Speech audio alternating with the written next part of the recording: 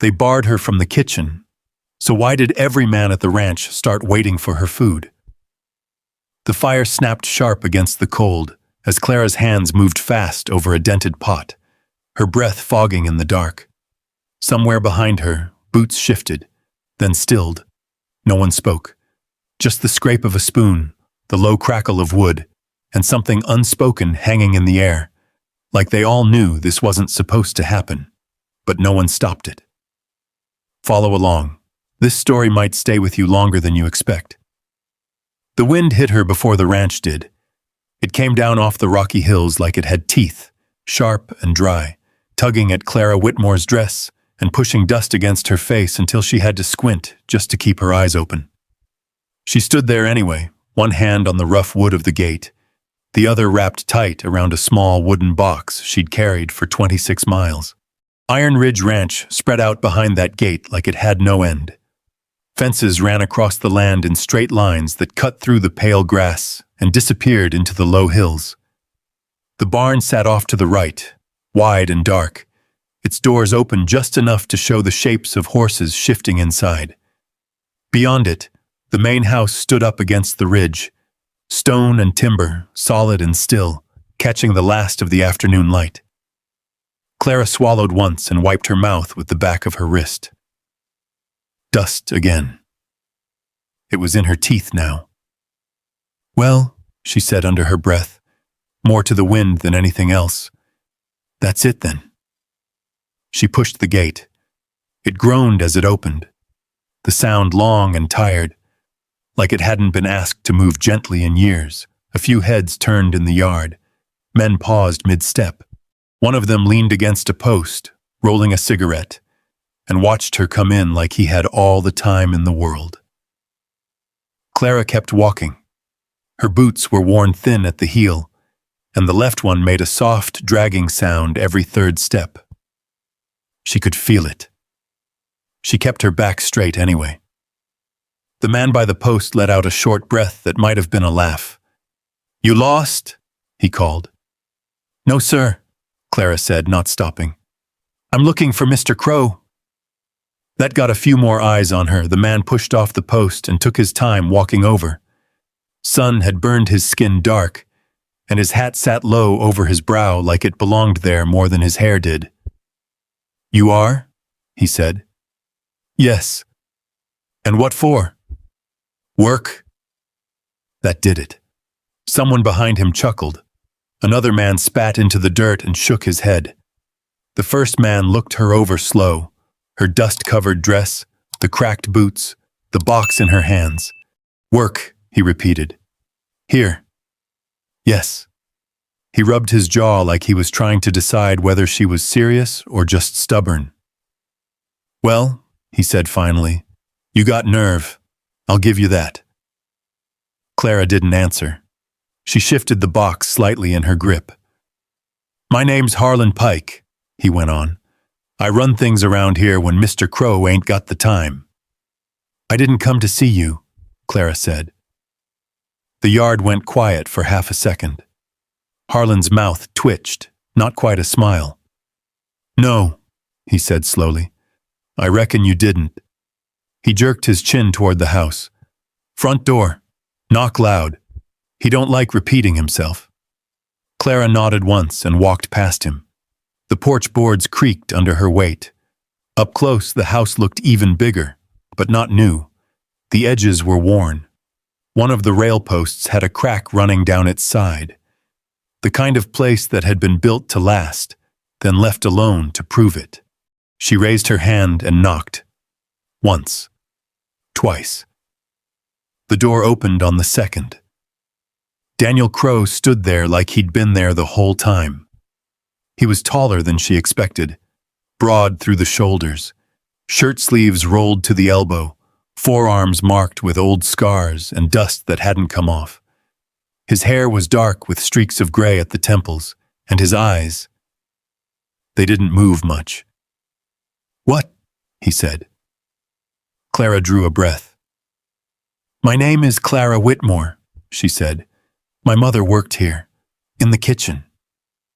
No change in his face. "She sent me," Clara added, and held up the letter. Daniel didn't reach for it. "Name?" he asked. "Lillian Whitmore." Something shifted then. Not much. Just enough to notice if you were looking. "She's sick," Clara said. "She can't stand long enough to cook anymore. She told me to come here. Said you might need someone." Daniel looked past her out at the yard, then back again. "I don't need anyone," he said. Clara didn't move. "I can cook," she said. "I can keep a kitchen clean. I said I don't need anyone." The wind pushed against her again, tugging at her sleeve. Clara tightened her grip on the box. "I rode here before sunrise," she said. "I'm not asking for a favor." That made him pause. Not long. Just enough. He looked at the dust on her boots, the way her shoulders held steady even when the wind hit harder, the letter still in her hand. Then he stepped back. "You can stay till sundown," he said. "You prove you're worth something before then. You stay longer." Clara blinked once. "And if I don't?" she asked. "You ride back the way you came." Silence stretched between them. Clara nodded. "Yes, sir." He turned away before she could say anything else. "Kitchen's through the back," he added, already walking. "Don't expect anyone to help you." Clara stepped inside. The air felt different. Still. Warm from a fire somewhere deeper in the house. For a moment, she thought maybe, not that way. Harlan's voice cut through it. He was standing in the hallway, arms crossed. "Kitchen's full," he said. "Gotta cook already." Clara frowned. Mr. Crow said you could prove yourself," Harlan cut in. "Didn't say where." He jerked his thumb toward the back door. "Water trough's empty. Horses need feeding. Firewood's low. Start there." Clara didn't move. "I came to cook," she said. Harlan stepped closer. "And I said the kitchen's full."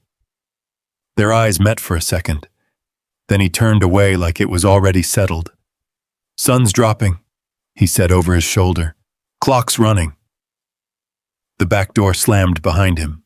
Clara stood there in the hallway, the house quiet around her. Somewhere deeper inside, a chair scraped. A floorboard creaked. She looked down at the wooden box in her hands. Slowly, she set it on a side table. Her fingers lingered on it for a second. Then she let go. Outside, the wind picked up again.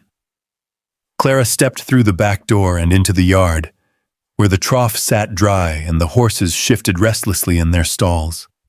She picked up the first bucket. By the time the sun touched the ridge, her hands were already shaking, and the kitchen door behind her had never opened once. Clara set the last bucket down beside the trough and leaned her weight against the fence for a moment.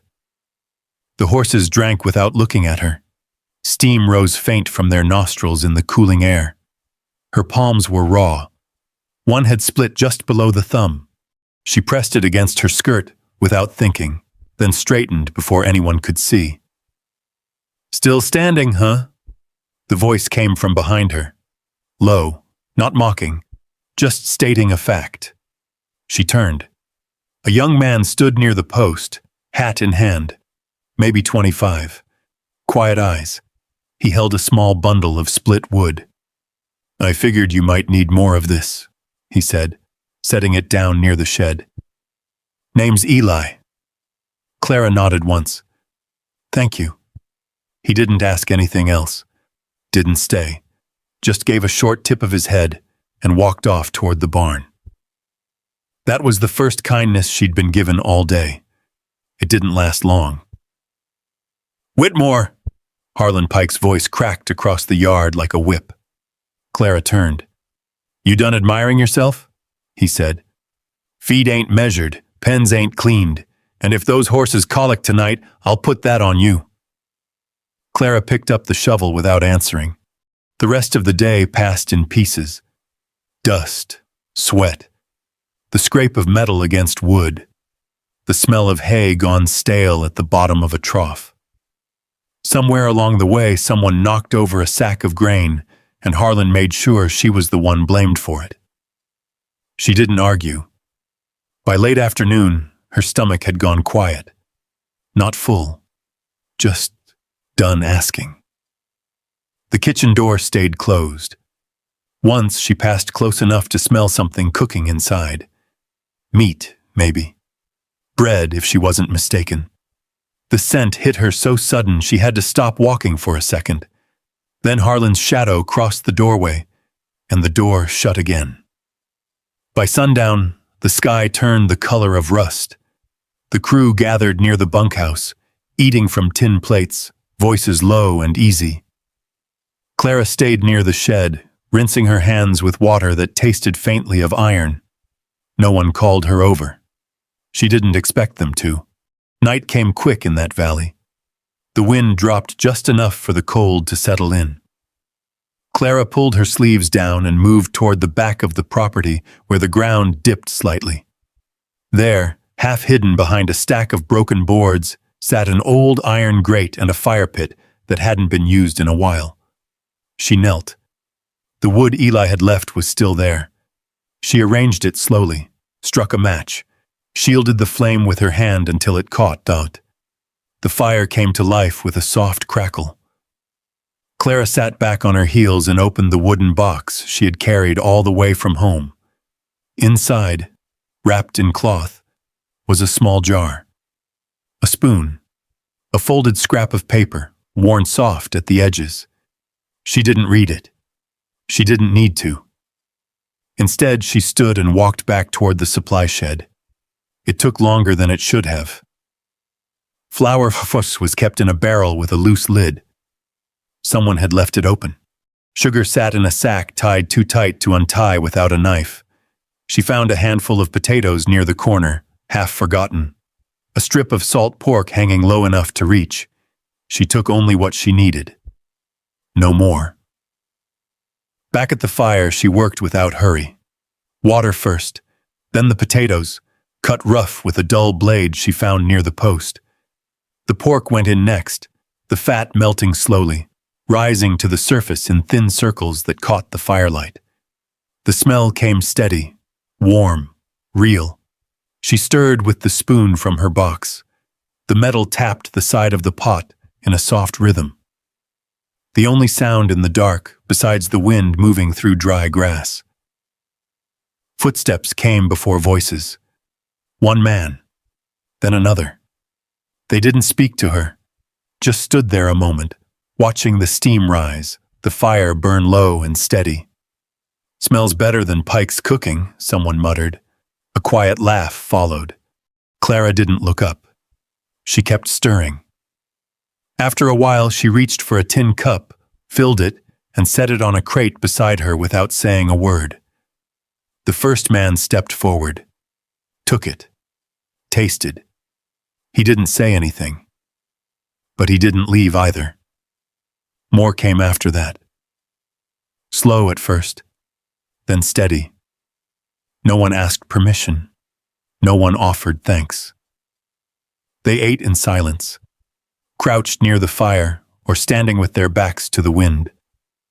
Clara watched the pot lower, listened to the scrape of spoons, the soft shift of boots in dirt. No one looked at her for long, but no one walked away hungry.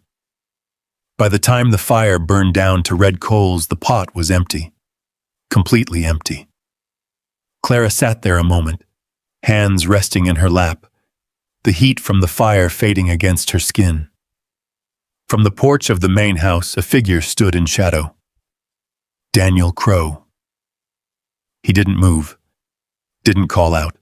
He held something in his hand, a tin cup. Clara watched as he lifted it, drank the last of what was left, then set it down on the railing. He stayed there a moment longer. Then he turned and went back inside. No questions, no words.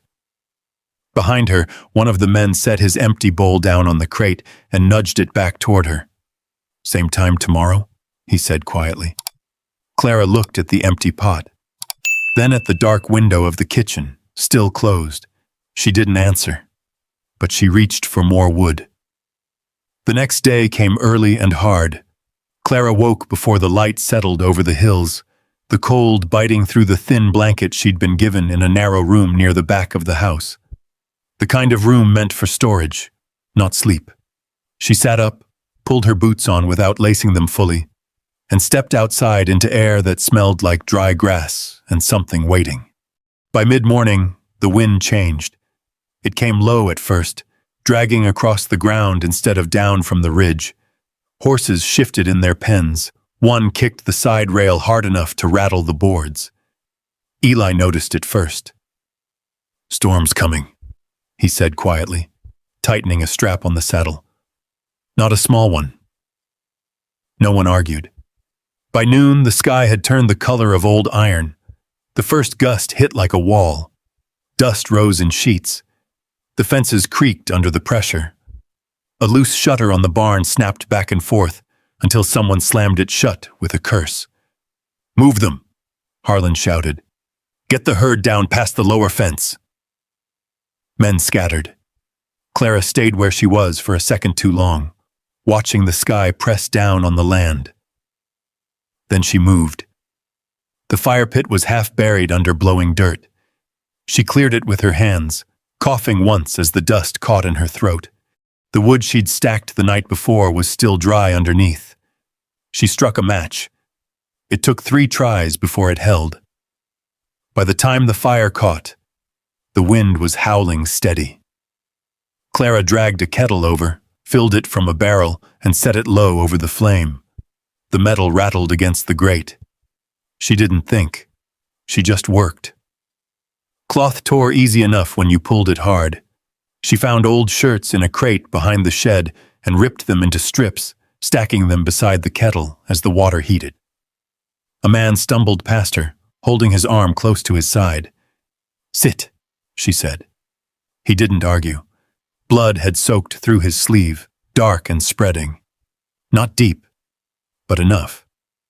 Clara poured hot water into a basin, dipped the cloth, and cleaned the cut without asking permission. The man hissed once, then went quiet. "Hold that," she said, pressing the cloth into his hand. He nodded. Another came, then another. Boots tracked mud and dust around her fire. The storm swallowed the yard. Shapes moved in and out of the gray like they were part of it. No one told her what to do. No one needed to. The kettle never stayed full for long. By nightfall, the wind had teeth.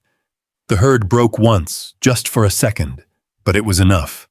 The sound carried even through the storm, a low rising panic that rolled across the land.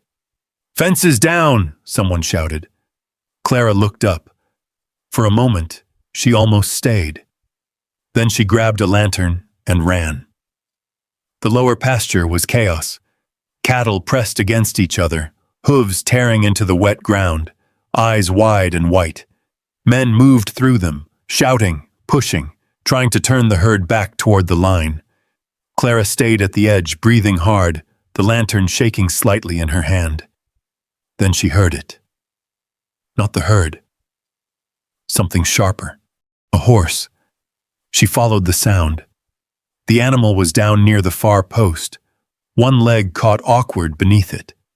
A roan mare, strong-bodied, foam at her mouth, eyes rolling with pain. Clara dropped the lantern and knelt beside her. "Easy," she said, voice low against the storm. "Easy now." The leg was wrong, not broken clean, twisted. A stone bruise, maybe worse, enough to cripple her if it set that way. Clara slid her hands under the leg, steadying it, feeling the tremor in the muscle. "Come on," she whispered. "Don't fight me." The mare kicked once, weak but enough. Clara held on. Mud soaked through her dress. Wind pushed against her back. The lantern flickered, then steadied. Slowly, carefully, she shifted the leg free. The mare's breathing changed. still fast, but less sharp. Clara found a strip of cloth in her pocket, wrapped it tight around the swollen joint, and pressed her forehead briefly against the animal's neck. "You stay," she said. "You stay right here." She didn't move. Time passed. She didn't count it. The storm burned itself out the way storms do, loud until suddenly it wasn't. By dawn, the wind had dropped. The world came back in pieces. The sound of hooves moving steady, men talking low, the creak of boards being lifted back into place. Clara hadn't realized she'd leaned back against the fence until she tried to stand and couldn't right away. Her hand was still wrapped around the mare's lead rope. Bootsteps approached, heavy, measured. She looked up. Daniel Crow stood a few feet away. He didn't say anything at first. His eyes moved from the rope in her hand, to the cloth wrapped around the mare's leg, to the way Clara's fingers had gone pale from holding on too long. "That horse," he said finally. Clara swallowed. "She stepped wrong," she said. "Stone caught under." "That horse," he repeated, quieter now, "is worth more than most men's wages on this ranch." Clara didn't answer. The mare shifted, then stilled. Daniel stepped closer. He crouched, one hand resting briefly on the horse's neck, then on the wrapped leg. His fingers pressed lightly, testing. The mare didn't pull away. He stood again. Looked at Clara. For the first time since she'd arrived, his eyes didn't pass over her. They stayed. "You kept her from going lame," he said. Clara let go of the rope slowly. "I didn't want her to suffer," she said. Daniel held her gaze a moment longer. Then he nodded once. Behind him, the ranch was coming back together. Fences lifted, gates rehung, voices returning to something like normal. Clara pushed herself to her feet. Her legs shook. She didn't hide it.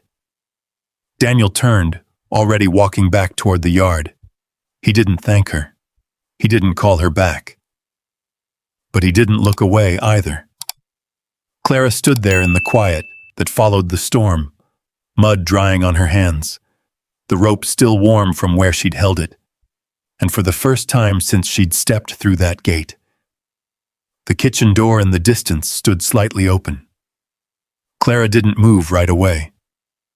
The morning light stretched low across the yard, catching on broken fence rails and damp earth. Men moved slower now. Voices carried softer. The storm had taken something out of all of them. She wiped her hands on her skirt and started walking. Each step felt heavier than it should. The kitchen door creaked as she pushed it open. Warmth met her first. Then silence. The room was larger than she'd imagined. Clean, but not cared for. Pots hung in neat lines, though a thin film of dust dulled their shine. A long wooden table stood in the center, scarred from years of use. The stove still held the faint smell of yesterday's meal. Clara stepped inside like she was crossing into something she hadn't been meant to reach. "You took your time." Harlan Pike's voice came from behind her. She turned. He stood in the doorway, arms folded, face tight in a way that had nothing to do with the storm. "You think one night in the mud gets you in here?" he said. Clara didn't answer. She looked past him. Daniel Crow stood a few steps back, still, watching. Harlan took a step forward. "This ain't your place," he said. "Never was. That's enough." Daniel's voice wasn't loud. It didn't need to be. Harlan stopped. For a second, he looked like he might say something anyway. Then his jaw tightened, and he stepped back. Daniel moved past him, into the kitchen. Clara stood where she was. He walked to the table, set his hand on it like he was testing something solid, then looked at her. "You worked through the storm," he said. "Yes, sir." "You fixed what needed fixing." "I did what I could." A pause. the kind that stretched just long enough to matter. Daniel nodded once. "You'll stay," he said. "Not like before." Clara didn't move. He went on. "You'll take over the house. Kitchen, supplies, anything tied to it. Wages, room, board. You answer to me." Behind him, Harlan let out a short breath. Not loud, not enough to draw attention. But it was there. Clara heard it. She stepped forward slowly. Her hand brushed the edge of the table. For a second, it looked like she might say yes. Instead, she reached into her pocket, pulled out the folded paper she'd carried since before dawn that first day. She set it down on the table. Then she went back to the hallway, picked up the wooden box, and brought it inside, set it beside the letter. The two things sat there together, small, quiet, heavy. Daniel's eyes flicked to them, then back to her. "My mother wrote that," Clara said. Her voice stayed even. "She said this place needed someone to take care of it. Said you wouldn't ask for it." She rested her hand lightly on the box. She wasn't wrong. Daniel didn't speak. Clara closed the lid. The soft click of wood against wood sounded louder than it should have. "But she didn't tell me everything," Clara said. She looked around the room, at the clean lines, the unused space, the way nothing here felt lived in. "You don't need someone to take care of this place," she said quietly. "You need someone to belong to it." A flicker crossed his face. Gone just as quick.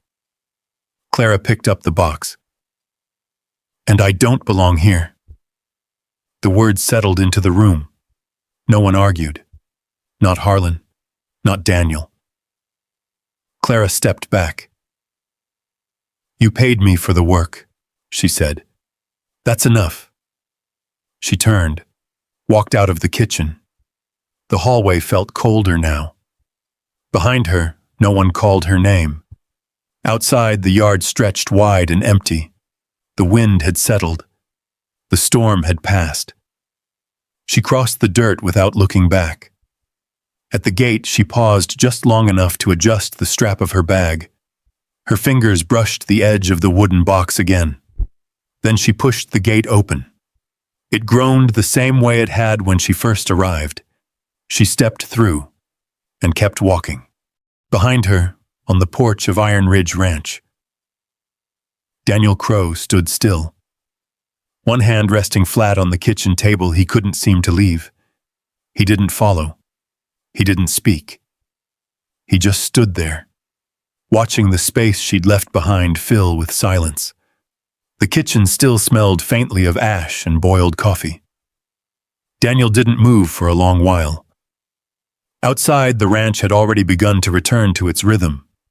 Boots on dirt, horses shifting in their stalls, a hammer striking wood somewhere near the far fence. Life kept going. It always did. But inside that room, something had been left unfinished. He looked down at the table. The letter was still there. He picked it up. The paper had softened at the folds, edges worn from being carried too long. He didn't open it right away, just turned it once in his hands, like it might tell him something without being read. Then he set it back down. Weeks passed, then months.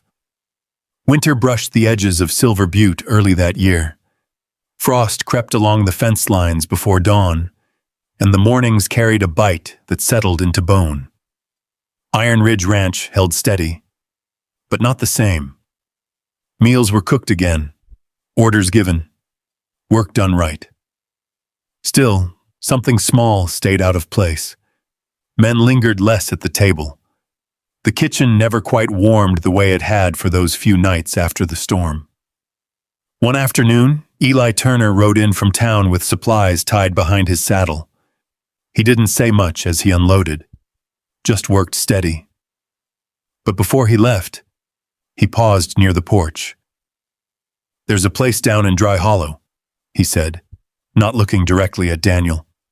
"Small, just off the main road. Folks been stopping there more lately. Daniel didn't ask. Eli shifted his weight. Food's good, he added. Real good. That was all. He rode off before any answer came. Daniel stood there a while longer. Then he went inside, grabbed his coat, and saddled his horse. The ride to Dry Hollow took most of the afternoon. The land flattened as he went, the sharp ridges of Silver Butte giving way to open stretches of pale grass and scattered cottonwoods.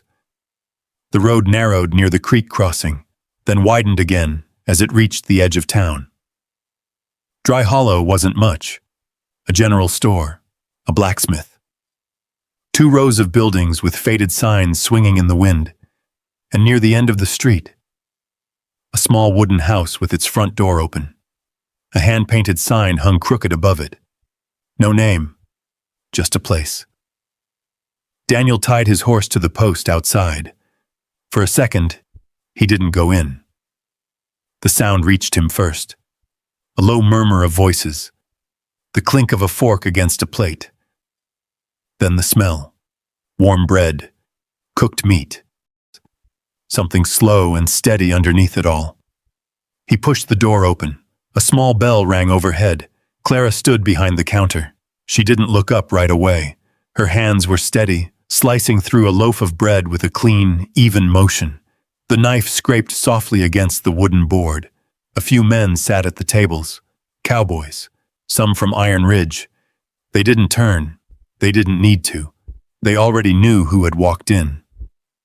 Clara finished the cut, set the knife down. Then she looked up.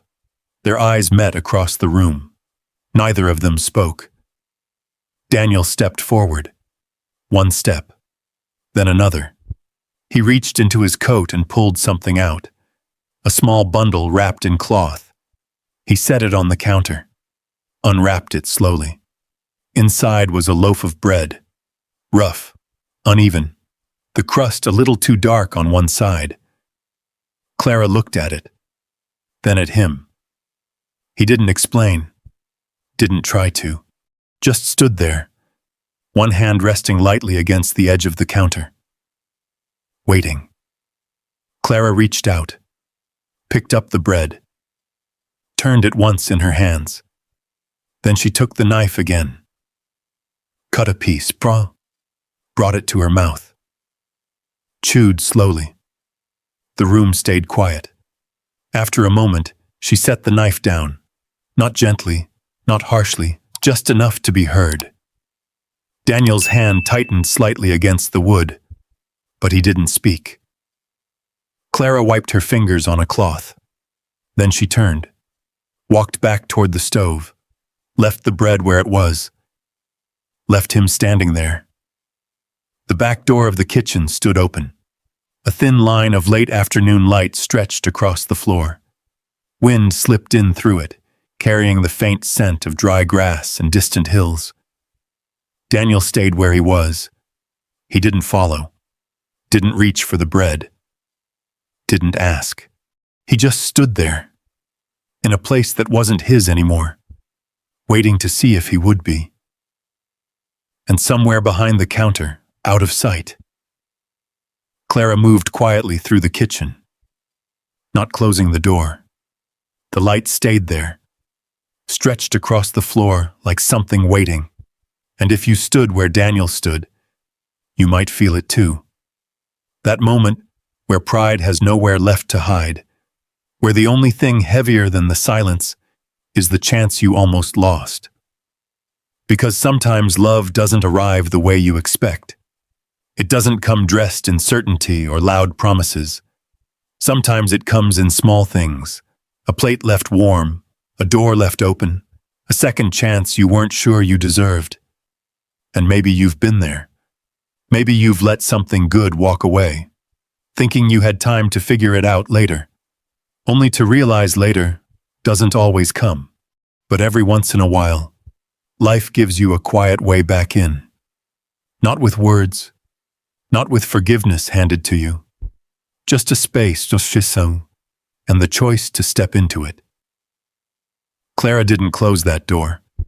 And Daniel, he finally understood what it meant to be the one waiting. So tell me, would you have stepped forward or turned away? If stories like this stay with you a little longer than you expect, there are more waiting just beyond the next door.